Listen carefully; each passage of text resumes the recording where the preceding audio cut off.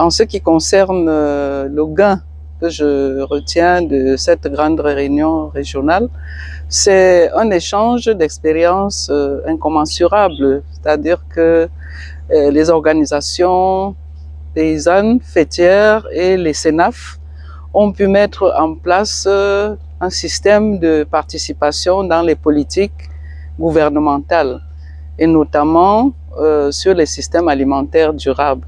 We are here in Togo, or the National Committee of Family Farming in Africa, and basically we are looking at how the national committees are able to take on agroecology through into their national farm organizations and other actors into the platform. Basically, why agroecology?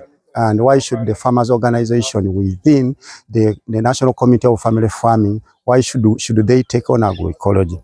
Agroecology is a resilient way of farming, and as a resilient and also another way of sustainable way of doing agriculture and ensuring that climate change is mitigated.